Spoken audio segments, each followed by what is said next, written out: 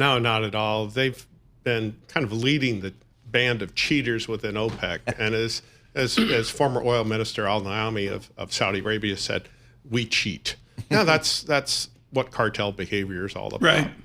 Okay, if that's cartel behavior, is this 1986 where we see a plunge in it, or is it bigger than that where we see a plunge in price, X the war, and then they can't rebuild the cartel?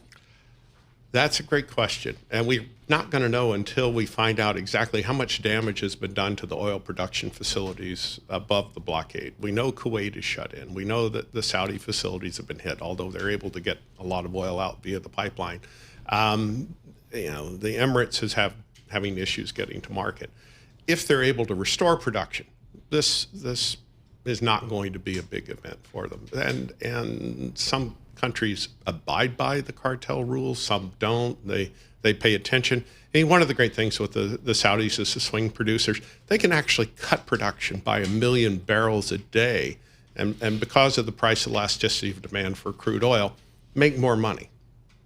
Is there a scenario, or what is the scenario where we get the Strait where it was before the war, effectively open? Because without it, it seems like this is where we are, higher for longer. This is the mystery. I mean, we know the Trump administration ignored the fact that Iran has been telling us for decades they would close the Strait. This is astonishing. We've written about it. We begged people to pay attention to it. Gave a talk at the Naval War College, the Staff College, about this 15, 20 years ago. And so this was job one in any kind of Middle East war. Make sure the Strait remains open. And now we're in trouble. We've also got Ukraine helping knock down the Russian production and exports. Mm-hmm. So maybe 5 to 7 million barrels a day are currently off the market in total.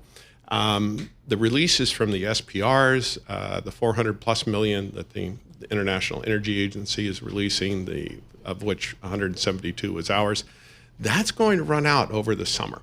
Okay. And that's what I'm thinking we're seeing right now with the uptick in WTI. The June contract started trading this week. That's why we're seeing the traders looking at the physical market in June and seeing it to be much tighter. Our good friends down in your neck of the woods, in the oil patch, they're not necessarily doing what they used to do, which is ramp up production and take advantage of these higher prices. Why is that? And should we expect that to We got continue? A couple of things going on. One is a lot of them entered into swaps before President Trump took office, and oil was about at $80 a barrel in early January of 25. The swaps are a double-edged sword. Because a swap at 75, a swap at 80, well, that means you don't get to participate in the upside. In 2008, when the price of oil went to $147 a barrel, Anadarko came within minutes of having to file bankruptcy. They were only getting 123 at the net in their basin. At the Derby, at the shop, whatever in Houston, the shop club in Houston, the executives that bounce off you and read your every word. What are they doing or thinking now? Are they drill baby drill, or are they just hunkering down trying to figure out what the Texans do? They're kind of whistling past the graveyard right now. If they didn't go into swaps and essentially miss this upside, they are looking to work over wells. They are looking to do more gas because that's where the demand is right now. But gas, I don't know where it is today. It's been less than $3 an MCF for most of the past month. That's where the future is. The transition is going to continue, and gas is the stepping stone to get there.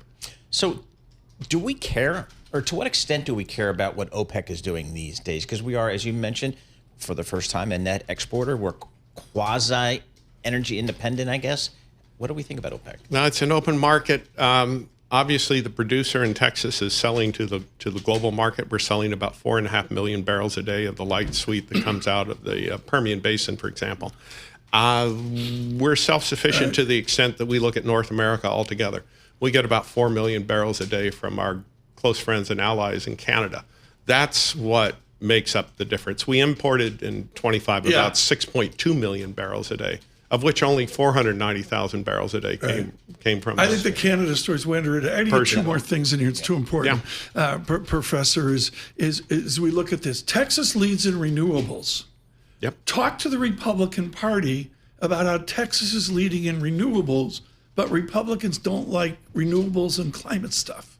Yeah, so take a look at the ERCOT.com website. This is the Electric Reliability Council of Texas during the day. And you're going to see more than 50% of the electricity being generated by solar and wind. Right. Batteries have gone from essentially nothing 3 years ago to now providing over 18 gigawatts of short duration, a couple of hours, just enough to get us through the transition periods in the morning and in the evenings. This is fantastic growth. Is the grid perfectly safe from a freeze like we had in 21? Not yet. There's not enough dispatchable generation on the grid to cover the demand in Texas. Was Rebecca Falcone of Landman, was she in your class? Do you watch Landman? I have watched a couple of episodes. And is it real? The real world, and I'm a partner in an oil company, is much worse than Landman. In what way? There is no intrigue with murders and shooting and bombings and things blowing up. Nobody wants to do that. But the skullduggery, think back to the TV show Dallas and J.R. Ewing. Now we're talking. There you go. What was it like as a kid reading Jurgen's The Prize? Everybody had it. Very few read it, Paul. We walked around campus. We have The Prize. It's 800 pages. What was that like? It's a great history. Yeah. In terms of the basic economics, maybe not as detailed as it could be. I was in school in the 70s with guys that worked this administration, that administration. We were all concerned about shortfalls in oil, transitioning. We were running out of natural gas. This is pre-fracking. Keep in mind, hydraulic fracturing gives about $150 billion of consumer surplus to the American public every year. This has generated $1.5–2 trillion in the last 15 years.